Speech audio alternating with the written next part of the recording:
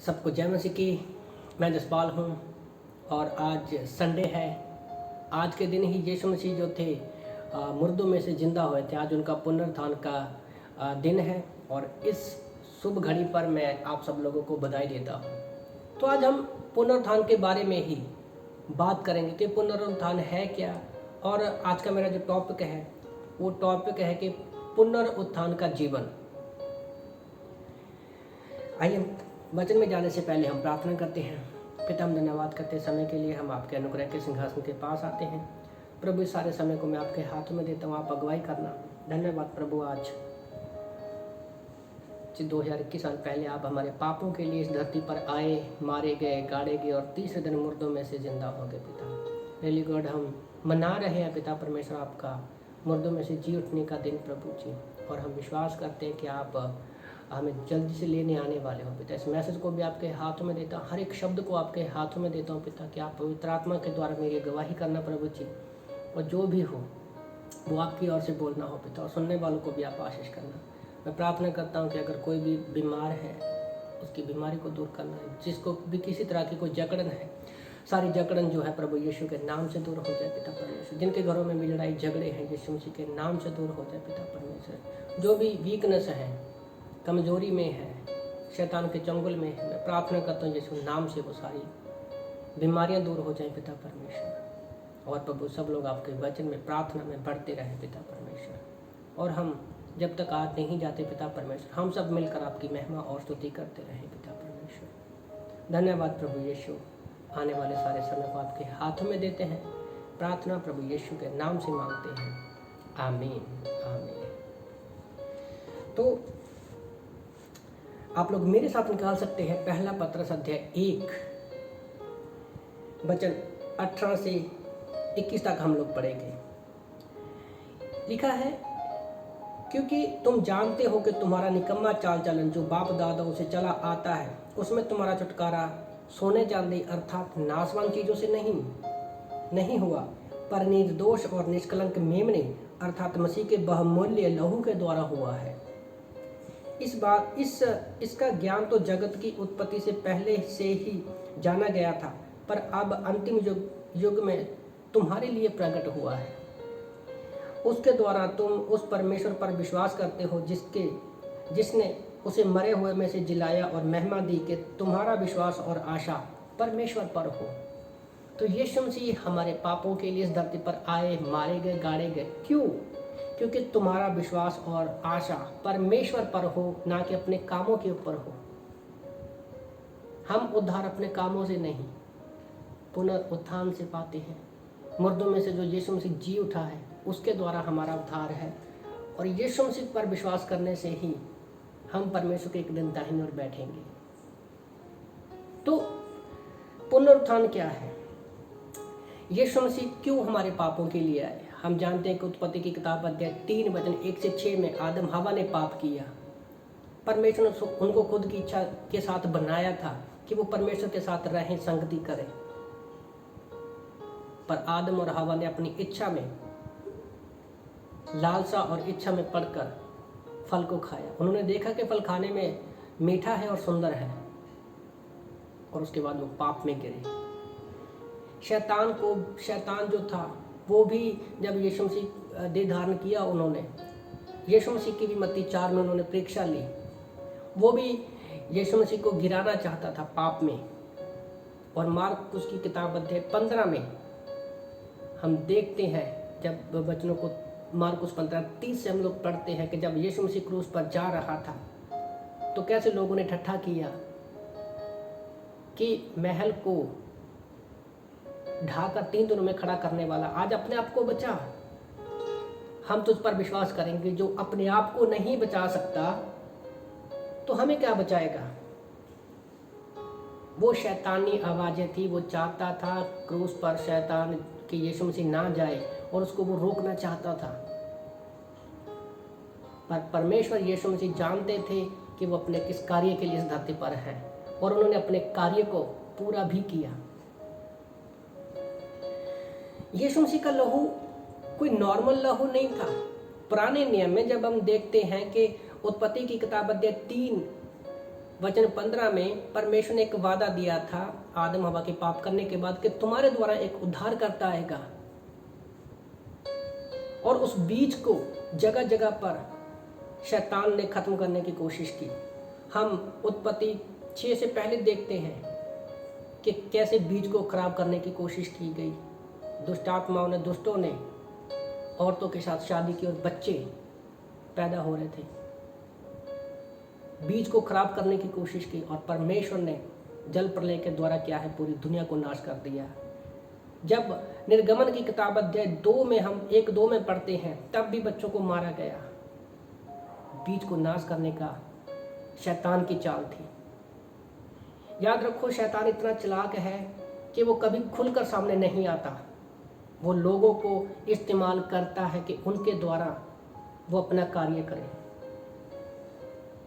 जैसे आदम और हवा के मन में विचार डाला, आज शैतान भी लोगों के मनों में विचार डालता है कि हम परमेश्वर के विरोध में जाएं। फिरौन राजा को शैतान इस्तेमाल कर रहा था, पर फिर भी परमेश्वर ने मूसा को बचाया।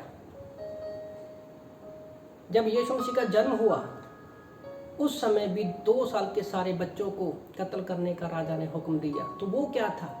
वो भी बीज को खत्म करने की कोशिश की गई। पूरी हम जितने भी इंसान हैं, हम सब आदम और हवा की संतान हैं। एक ही पति पत्नी की संतान है और हमारे अंदर एक पापी स्वभाव है। हम शुद्ध नहीं है, पवित्र नहीं है, पर हमें जो छुड़ाने वाला था, जो आदम और परमेश्वर के बीच में जो रिश्ता टूट गया था, उस कड़ी को जोड़ने के लिए यीशु मसीह को देह धारण करना पड़ा, और वो हमारे पापों के लिए मारा गया। पाप की सजा क्या है? मृत्यु। पर यीशु मसीह ने हमारे लिए अपना लहू बहाकर क्या है, हमें मोल लिया। हम कह देते हैं कि यीशु मसीह हमारे पापों के लिए मारा गया, बड़ा सिंपली बोल देते हैं। मोल लेना, छुड़ाना और खरीद लेना, इसका मतलब जानते हैं आप ग्रीक भाषा में क्या है? उसके लिए एक शब्द इस्तेमाल किया गया है, EXAGORZO, एक्सगोराजो, जिसका मतलब है कि मोल लेना, छुड़ाना और खरीद लेना, और उसी मोल पर खरीद लेना जो प्राइस मार्केट में चल रहा है। और पाप की सजा क्या है? मृत्यु है। और यीशु मसीह ने हमें मृत्यु, खुद मरकर हमें मोल लिया है। बाजार में हमें चीज़ें मिल जाती हैं, हम उसका प्राइस लेकर क्या है, कहते हैं कि मैंने इतना प्राइस देकर क्या है, इस चीज़ को लिया है। तो सोचो, हम गुलामी की मार्केट में पाप के अधीन थे। हम गुलामी की मार्केट में पाप के अधीन थे। इफिसियों की किताब अध्याय 2 में जब हम पढ़ते हैं, हम उसके अनुसार ही चलते थे, पर यीशु मसीह के उस पवित्र लहू के द्वारा हम मोल लिए गए हैं। और यीशु मसीह के लहू के द्वारा इतना पावरफुल है कि हम जो दास थे, हमें पुत्र का दर्जा दिया। यीशु मसीह के लहू ने इतना अनमोल है वो हमारे लिए लहू। हम बड़ी आसानी से कह देते हैं कि हम छुड़ाए गए हैं, पर छुड़ाए जाने की कीमत को तो जानो। जिस दिन आपने कीमत को जान लिया ना, आप परमेश्वर के प्रेम को जानेंगे। और उससे भी क्या है कि यीशु मसीह तीसरे दिन मुर्दों में से जिंदा हो गए। मत्ती की किताब अध्याय 28 में हम लोग जाएंगे।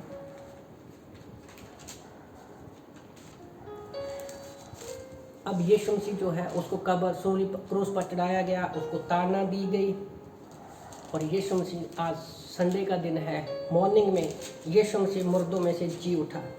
जैसे हम लोग मत्ती की किताब अध्याय 28 वचन 1 में पढ़ते हैं, सब्त के दिन सप्ताह के पहले दिन पौ फूटते ही मरियम मगदलीनी और दूसरी मरियम कब्र को देखने आई, क्योंकि वो जानती थी यीशु मसीह को, कि जो उसने कहा था कि वो मुर्दों में से जी उठा था। यीशु मसीह ने बाइबल में 3 बार अपने बारे में ये भविष्यवाणी की है कि मैं मुर्दों में से जी उठूंगा। और याद रखो, विश्वासी लाइफ में पुनरुत्थान जी उठना ही यीशु मसीह का विश्वासी जीवन का आधार है। अगर जो विश्वासी यीशु मसीह के जी उठने पर, उसके पुनरुत्थान के जीवन पर विश्वास नहीं करता है, तो उसका जीवन बेकार है। वो परमेश्वर के प्रेम को नहीं जानता है, वो सिर्फ एक नाम का विश्वासी है।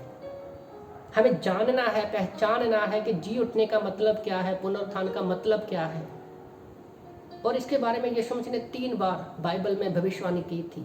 मत्ती की किताब अध्याय 16 वचन 21 में, मत्ती की किताब अध्याय 17 वचन 23 में, और मत्ती की किताब अध्याय 20 वचन 19 में यीशु मसीह ने अपने बारे में भविष्यवाणी की कि वो मारा जाएगा, गाड़ा जाएगा, ताड़ना सहेगा और तीसरे दिन मुर्दों में से जिंदा हो जाएगा।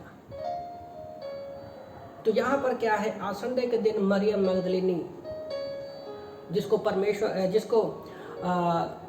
दुष्ट आत्माओं से, 7 दुष्ट आत्माओं से बचाया था,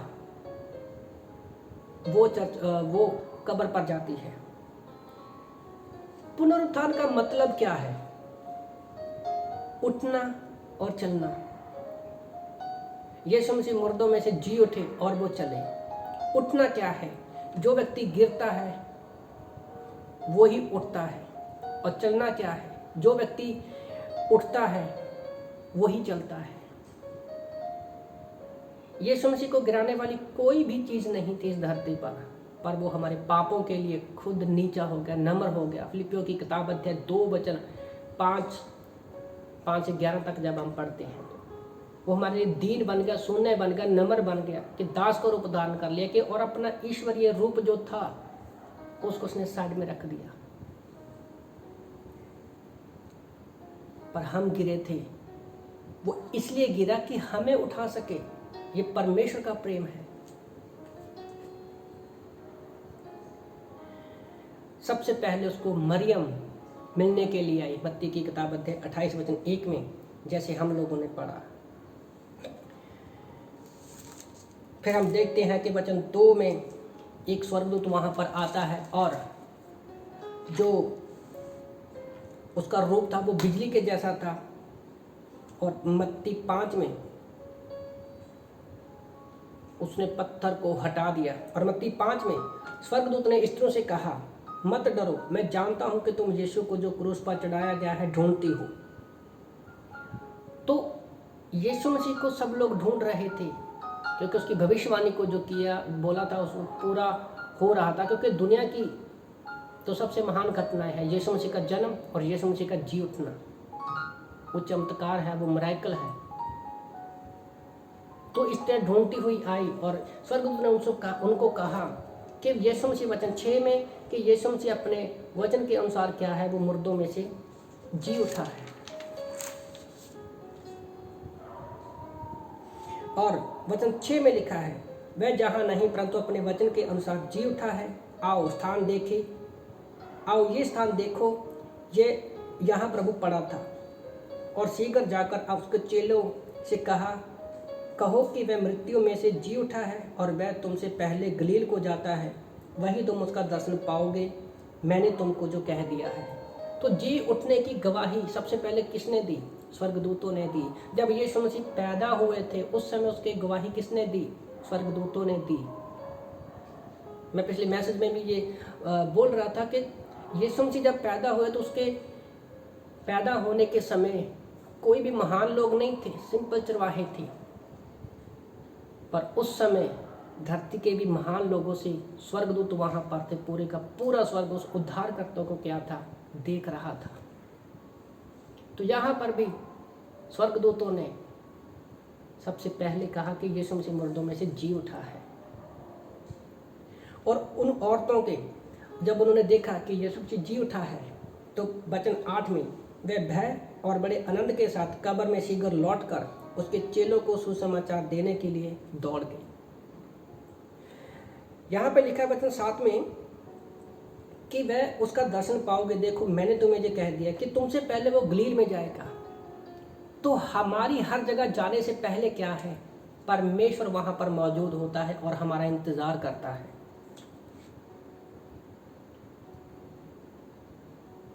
तो परमेश्वर जो है हमारा इंतजार करता है। हमारे आने से पहले।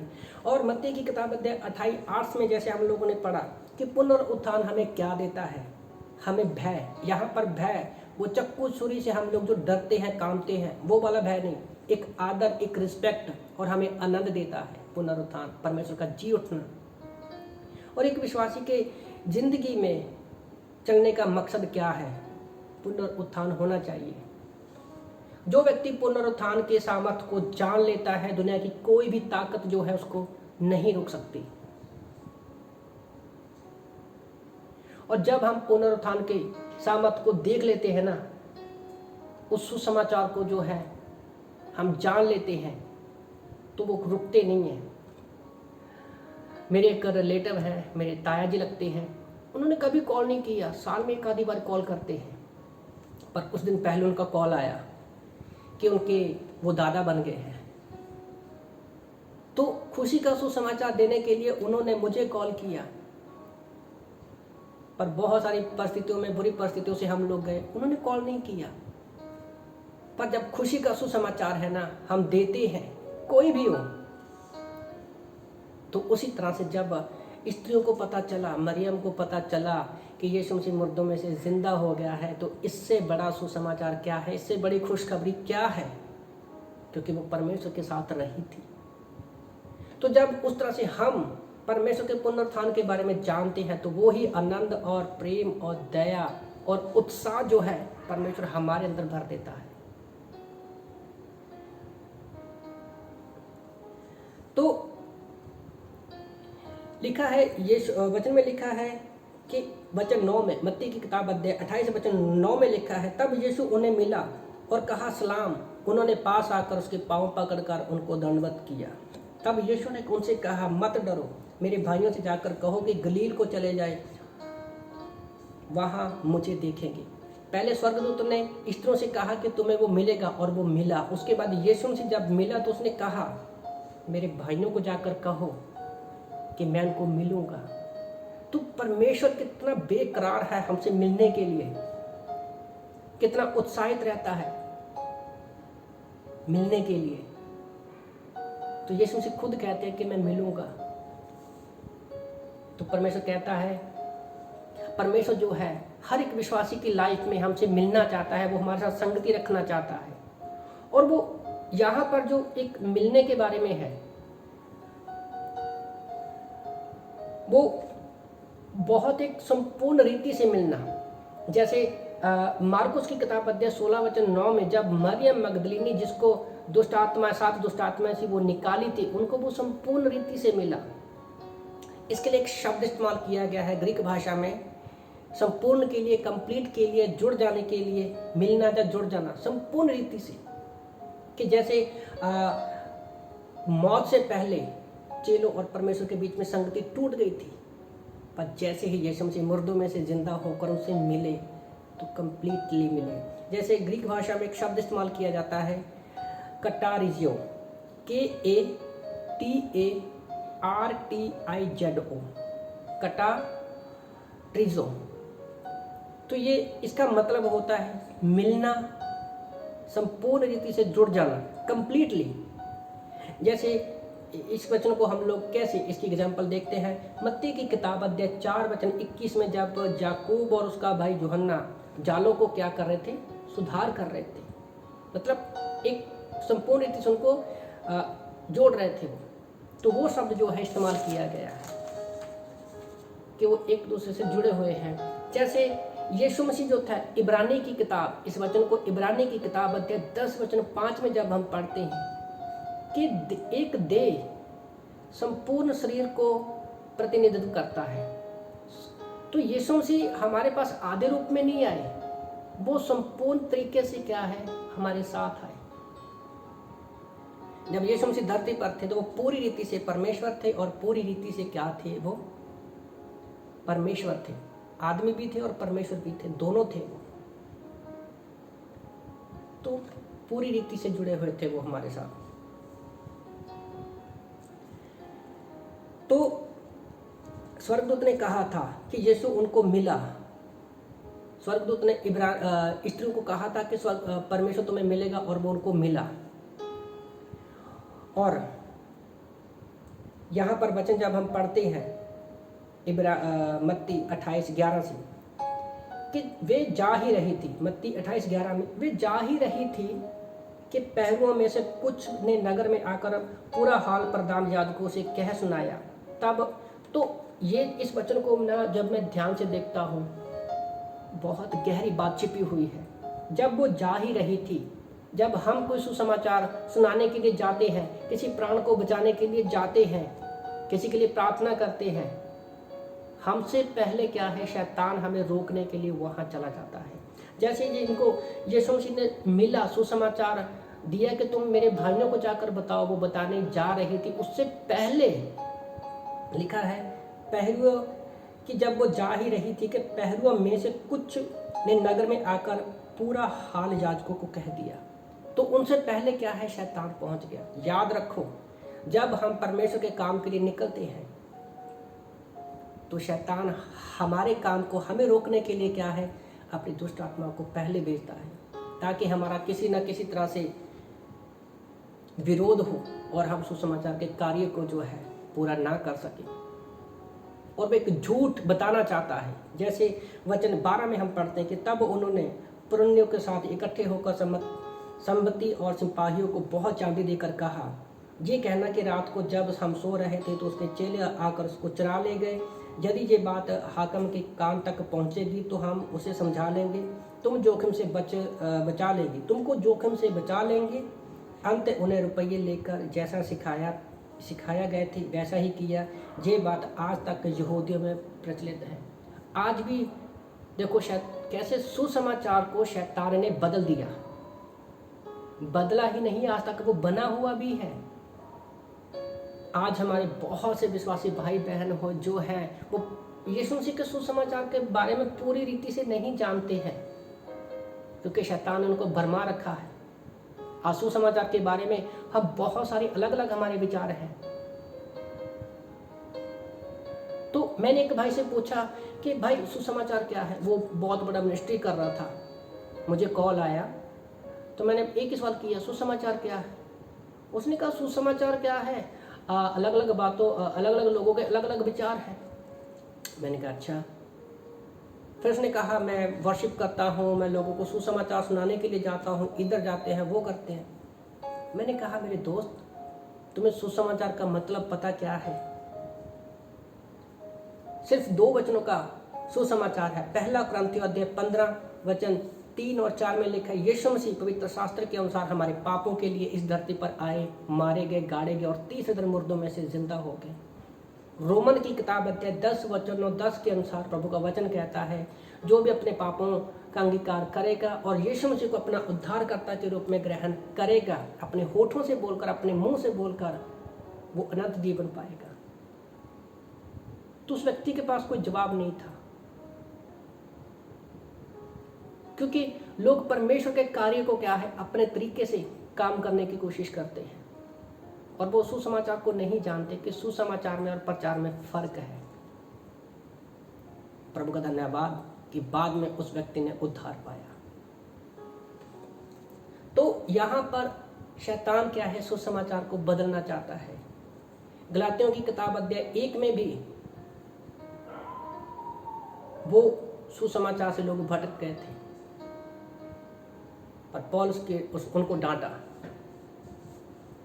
तो याद रखो, शैतान जब हम सुसमाचार सुनाने के लिए जाते हैं तो शैतान हमारे विरोध में रहता है, क्योंकि जब हम पुनरुत्थान के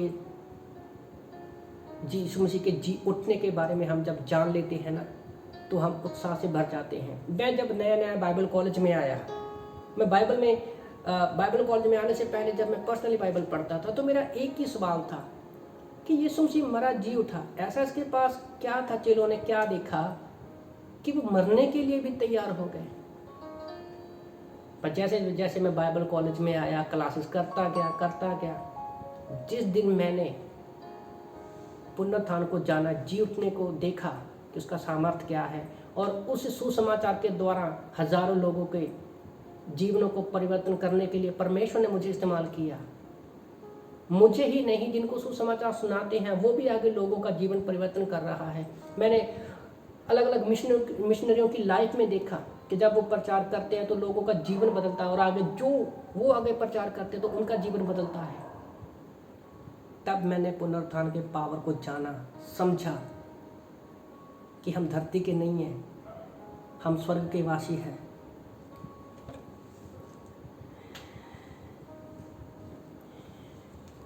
शैतान नफरत करता है पुनरुत्थान के जीवन से, और वो नहीं चाहता कि हम यीशु मसीह के पुनरुत्थान को जानें। सबसे पहले तो शैतान क्या है, हमें रोकता है कि हम विश्वास ना करें। जब हम विश्वास करते हैं तो शैतान चाहता है कि हम वचन में ना बढ़ें, हमें बाइबल पढ़ने से रोकेगा, प्रार्थना करने से रोकेगा, बाइबल कॉलेज में आने से रोकेगा, कलीसिया में आने से रोकेगा। वो चाहता है कि ठीक है उद्धार तो पा लिया, कहीं इनके द्वारा और लोग ना बचाए जाएं। वो कार्य करता है।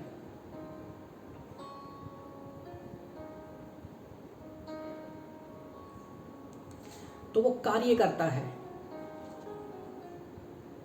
और हमें पुनरुत्थान के जीवन से जो आनंद उन औरतों के पास था, 12 चेलों के पास था, वो हमारा शांति जो है वो लेना चाहता है, हमारा जो आनंद है वो खोना चाहता है। वो नहीं चाहता कि हम लोग आगे सुनाएं परमेश्वर के सुसमाचार को। जब हम पहला कुरिन्थियों अध्याय 15 को पढ़ते हैं, पौलुस जो था पहले वो कलीसिया को सताने वाला था, वो एक रब्बी था, हाई फाई एजुकेटेड था, पुराना नियम जो था उसको बाय हार्ट था। पहला कुरिन्थियों अध्याय 15 वचन 12 से लेकर 20 तक हम पढ़ते हैं तो पौलुस पुनरुत्थान के बारे में अच्छे तरीके से बताता है, क्योंकि वो खुद प्रेरितों के काम अध्याय 9 में जानते हैं कि जब वो लोगों को सताने के लिए जा रहा था तो यीशु मसीह ने उनको दर्शन दिए और वो अंधा होकर क्या है धरती पर गिर पड़ा, क्योंकि यीशु मसीह ने उसको दर्शन दिया। और जब दर्शन दिया तो यीशु मसीह ने उससे कहा, क्यों तू मुझे क्यों सता रहा है।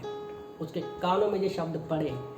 यीशु मसीह हमसे प्रेम करते हैं, हमसे मिलना चाहते हैं, हमसे फेलोशिप रखना चाहते हैं, एक संगति रखना चाहते हैं। कितना व्यक्तिगत परमेश्वर है हमारा। उसने कहा तू क्यों मुझे सताता है। उसने ये नहीं कहा प्रेरितों के काम अध्याय 9 में कि तू मेरे लोगों को क्यों सताता है। ऐसा है हमारा परमेश्वर। वो जी उठा है और हमारे साथ है। और पुनरुत्थान को लोग आज गलत शिक्षा के कारण लोग समझते हैं कि हम अपना उद्धार खो सकते हैं, हम अपने कामों के द्वारा क्या है स्वर्ग में जाएंगे। अपना उद्धार को बचाने के लिए क्या है हमें काम करने पड़ेंगे। नहीं, परमेश्वर ने एक ही बार में अपना क्या है सिद्ध बलिदान करके वो परमेश्वर के दाहिनी ओर जा बैठा है। जैसे मैं पहले बोल रहा था कि महायाजक को खुद पहले अपने लिए बलिदान चढ़ाना पड़ता था रोज, और वो फिर दूसरे लोगों के लिए चढ़ाता था, और वो कंटिन्यू ये सिलसिला चलता रहता था और वो थक जाता था। पर आज हमारा परमेश्वर सिद्ध बलिदान था, उसके अंदर कोई पाप नहीं था, इसके लिए उसको अपने लिए बलिदान चढ़ाने की जरूरत नहीं थी। इब्रानी की किताब अध्याय 10 वचन 12 के अनुसार क्या है, वो अपना संपूर्ण कार्य करके आज परमेश्वर के दाहिनी ओर जा बैठा है। आज वो परमेश्वर के दाहिनी ओर जा बैठा है। जब इस वचन पर मैं मनन कर रहा था तो इब्रानी की किताब अध्याय 1 वचन 1 से 3 तक जब हम पढ़ते हैं तो सारी वस्तुओं क्या है, जहां से शुरू किया था परमेश्वर ने वहीं पर खत्म किया, वहीं पर कार्य को खत्म किया। परमेश्वर ने हमें, क्योंकि सारी वस्तुएं यीशु मसीह के लिए ही बनाई गई।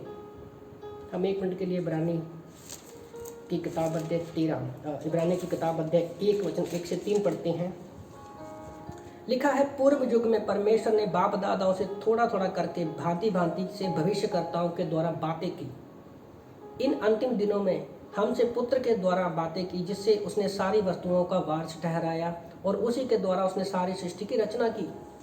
तो आज यीशु मसीह मुर्दों में से जी उठा है। सारी सृष्टि की रचना उसने यीशु मसीह के लिए की, वही उन सारी बातों का वारिस है और यीशु मसीह की रचना की। वचन 3 में लिखा है, वह उसकी महिमा का प्रकाश, उसके तत्व की छाप है, सब वस्तुओं को अपनी सामर्थ्य के वचन से संभालता है। वह पापों को धोकर ऊंचे स्थान पर महामहिम के दाहिनी ओर जा बैठा है। तो जो व्यक्ति जा बैठा है वो खड़ा नहीं है, पुराने नियम के याजक की तरह संपूर्ण कार्य करके वो परमेश्वर के दाहिने ओर जा बैठा है और आज हमें अपने वचन से संभालता है। उसने हमारे पापों का उद्धार हमेशा के लिए कर दिया है। क्यों पॉल जो है, क्यों इतना भागा, क्यों उसने कलीसिया स्थापित की, क्यों उसने कहा कि मेरे लिए सब मेरा ज्ञान कूड़ा है? क्योंकि वो पुनरुत्थान की लाइफ को जान गया था। वो लिखता है पहला कुरिन्थियों अध्याय 15 वचन 13 में लिखा है, यदि मरे हुए का पुनरुत्थान है ही नहीं तो मसीह भी नहीं जी उठा। अगर हमारा विश्वास पुनरुत्थान के ऊपर यीशु मसीह के जी उठने पर नहीं है तो कोई फायदा नहीं है। तो अगर पहला कुरिन्थियों अध्याय 15 वचन 14 में कहता है, अगर यीशु मसीह का पुनरुत्थान नहीं हुआ है तो हमारा भी नहीं होगा और हमारा प्रचार जो करते हैं, सुसमाचार बांटते हैं लोगों के बीच में, वो व्यर्थ है। पहला कुरिन्थियों 15 में हमारा विश्वास व्यर्थ है अगर हमारा पुनरुत्थान ही नहीं है। पहला कुरिन्थियों 15:16 में सारे गवाह झूठे हैं। नबी जितनी पुराने नियम की भविष्यवाणी की है वो सारी फिर झूठी है। अगर यीशु मसीह का पुनरुत्थान ही नहीं है, वो बाइबल ही, फिर बाइबल ही बेकार है। अगर पुनरुत्थान की लाइफ को हम विश्वास नहीं करते हैं और अगर हमें ये विश्वास नहीं है कि हम स्वर्ग में नहीं जाएंगे, परमेश्वर के दाहिने ओर नहीं बैठेंगे, तो सब गवाह झूठे हैं जो बाइबल में हम देखते हैं। और पहला कुरिन्थियों 15:17 के अनुसार क्या है, आज फिर पापों से कोई आदमी छुड़ाया नहीं गया, अब तक भी लोग पापों में फंसे हुए हैं। वो सारा व्यर्थ है अगर हम लोग जी उठने पर विश्वास नहीं है, पुनरुत्थान पर हम लोग विश्वास नहीं करते हैं। और वचन पहला कुरिन्थियों 15:18 में कहता है, मसीह में जो सोए हैं सब नष्ट हो गया। जितने भी महान प्रचार अब तक प्रचार किया है वो परमेश्वर में सो गए हैं, वो सब नष्ट हो गए हैं, उनका कोई वैल्यू ही नहीं है। क्योंकि कुरिन्थ शहर को जब वो लिख रहा था तो 95% समस्याएं जो थी चर्च में 2000 साल पहले भी थी और आज भी है। अगर आप दोनों कुरिन्थियों की बुक्स को पढ़ोगे ना तो आपको पता चल जाएगा कैसे कैसे घिनौने पाप जो थे कुरिन्थ के शहर में हो रहे थे। और पुनरुत्थान से वो छोड़कर यीशु मसीह के जो ओरिजिनल सुसमाचार उसको छोड़कर वो संसार की रीतों पर चल रहे थे, दिखावे की जिंदगी जी रहे थे। तो यहाँ पर वो उनको दिखाता है कि पुनरुत्थान की लाइफ क्या है। पुनरुत्थान का जीवन हमें प्रचार के लिए क्या है, विवश करता है। अगर हमारे पास आशा ही नहीं है तो हम किस बात का प्रचार कर रहे हैं? फॉर एग्जाम्पल, अगर हमारे माँ बाप, अगर हमारे पिता ने बोला है कि तुम फलाने होटल में चले जाओ, उस होटल में चले जाओ, तुम्हारा पूरे का पूरा लाइफ टाइम के लिए क्या है, बिल चुका दिया गया है, बस तुम्हें जाना है और खाना है, तो क्या हम अपने दोस्तों को लेकर जा सकेंगे उस होटल में अगर हमें विश्वास ही नहीं है कि बिल भरा ही नहीं है? हमें विश्वास करना होगा। और जिस विश्वासी जीवन में पुनरुत्थान नहीं है, जी उठना नहीं है, हम आगे नहीं बढ़ पाएंगे। और हमारे पास ये आशा भी नहीं है कि यीशु मसीह हमें लेने आने वाले हैं। किस उम्मीद के साथ क्या है हम जाएंगे? हमारे पास क्या है? एक वो बीमारी की दवा है जो किसी के पास नहीं है, वो हमारे पास है। परमेश्वर ने हमें दी है, हम पर भरोसा करता है कि हम लोगों के बीच में लेकर जाएंगे। परमेश्वर जो है पुनरुत्थान के द्वारा क्या है, हमें व्यक्तिगत उत्साहित करता है। क्योंकि यीशु मसीह जब धरती पर थे तो उनके साथ वो व्यक्तिगत रूप में उनके साथ चल रहे थे। और पुनरुत्थान क्या है, परमेश्वर उनको व्यक्तिगत रूप से क्या था, बाहर निकाल के उन्होंने अपना पवित्र आत्मा हमारे साथ भेजा, हमारे पास भेजा। अब जो यीशु मसीह पर विश्वास करते हैं तो पवित्र आत्मा हमारे अंदर हमेशा के लिए आ जाता है। और परमेश्वर जो है हमसे एक नज़दीकी रिश्ता बनाता है। कैसे? जब हम लूका की किताब अध्याय 24 वचन 13 से आगे पढ़ते हैं, जब ये घटना हो जाती है, यीशु मसीह जो है क्रूस पर चढ़ाया जाता है, मुर्दों में से जी उठा है, अंधकार हो चुका है, अंधेरा हो गया था, मंदिर का पर्दा फट गया, तो पूरे इजराइल में क्या था, पूरे यरूशलेम में क्या था, इसी की बात हो रही थी। जैसे आजकल कोरोना की बात हर जगह पर हो रही है। तो आमोस के रास्ते पर 2 चेले जाते हैं और वो भी उदास थे। उनको समझ में नहीं आ रहा था कि क्या हो रहा है, वो समझ में नहीं आ रहा था। मत्ती की किताब अध्याय 18 वचन 20 में प्रभु का वचन कहता है, जहाँ 2 या 3 मेरे नाम से इकट्ठा होती हैं, मैं वहाँ पर मौजूद हूँ। तो वो 2 चेले आमोस के रास्ते पर थे और यीशु मसीह इस वचन को पूरा करते हैं और उनके बीच में वो क्या है, आकर खड़े हो जाते हैं। जब हम लूका की किताब अध्याय 24 वचन 13 से पढ़ते हैं, तो जब वचन 25 को हम लोग पढ़ते हैं, लिखा है, फिर उसने कहा, हे निर्बुद्धियों, भविष्यकर्ताओं की सब बातों पर विश्वास करने में मंदमतियों, क्या अवश्य ना था कि मसीह से दुख उठाकर अपनी महिमा में प्रवेश करे। तब उसने मूसा से सब भविष्यकर्ताओं से आरंभ करके सारे पवित्र शास्त्र से अपने विषय में लिखी बातों का अर्थ उन्हें समझा दिया। तो जब यीशु मसीह चेलों के बीच में आए, उन्होंने पुनरुत्थान के बारे में उनको बताया। तो कहाँ से समझाया? इस बाइबल से, क्योंकि मूसा से लेकर अब तक क्या थे, सारी गवाहियाँ दी गई हो, यीशु मसीह के बारे में भविष्यवाणी की थी। तो जब वो वचन 31 को पढ़ते हैं तो उनकी आंखें खुल गई। उनकी आंखें खुल गई तो उन्होंने पहचान लिया कि उनकी आंखों से, तो उन्होंने पहचाना कि यीशु मसीह है।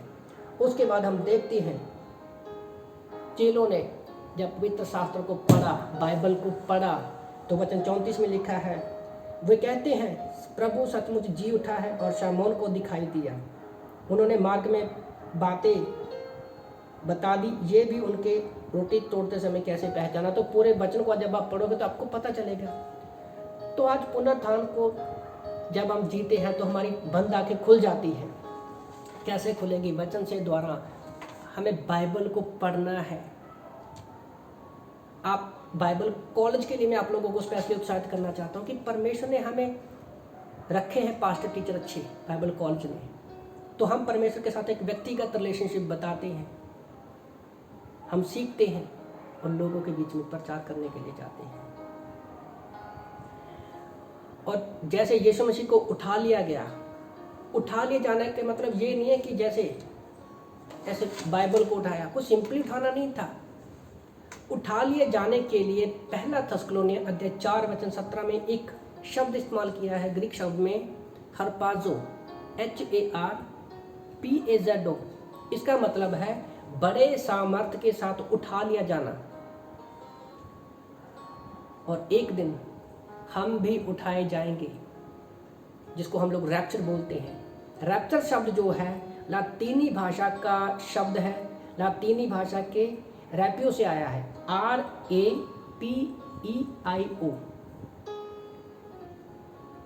वहां से ये शब्द आया है। और आज इब्रानी 10:12 के अनुसार क्या है, यीशु मसीह अपना संपूर्ण कार्य करके परमेश्वर के दाहिनी ओर जा बैठे हैं और एक दिन हम भी उनके पास जाएंगे।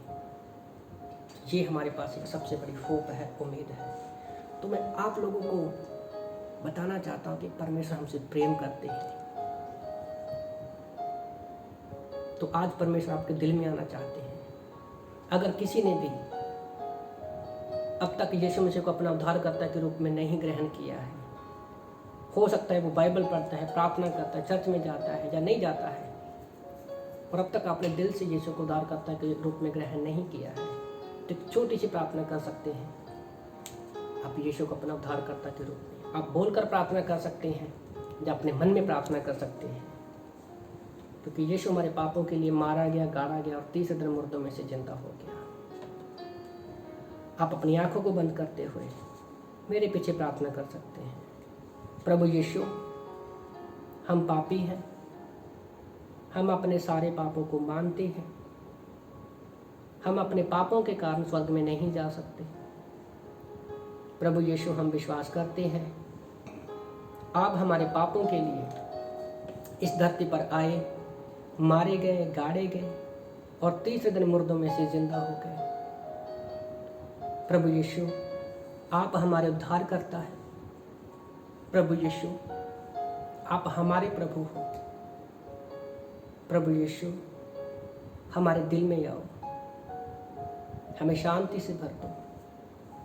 हम विश्वास करते हैं कि आपके बहाए लहू से हमारे सारे पाप माफ हो गए। धन्यवाद प्रभु यीशु, प्रभु यीशु के नाम से मांगते हैं, आमीन आमीन। तो याद रखिए, अगर आपने ये प्रार्थना दिल से किया है तो लूका की किताब अध्याय 15 वचन 10 के अनुसार क्या है? प्रभु का वचन कहता है, जब एक पापी अपने पापों का अंगीकार करता है तो परमेश्वर स्वर्ग से अपने स्वर्गदूतों के साथ देखता है, क्योंकि परमेश्वर खुश होता है कि आज उसके बच्चे जो है नरक में जाते जाते स्वर्ग में आ गए हैं, अंधकार में जाते जाते वो ज्योति में आ गए हैं। और याद रखिए, आप हमेशा के लिए बचाए गए हैं, आपका उद्धार कभी नहीं खोएंगे। पवित्र आत्मा की आपके ऊपर छाप लग चुकी है और एक दिन हम परमेश्वर के साथ जिलाए जाएंगे, जैसे यीशु मसीह आज मुर्दों में से जिंदा किए गए हैं। तो इस परमेश्वर के पुनरुत्थान के दिन पर, उसके जी उठने के दिन पर मैं आप सब लोगों को बधाई देता हूँ। सबको जय मसीह की।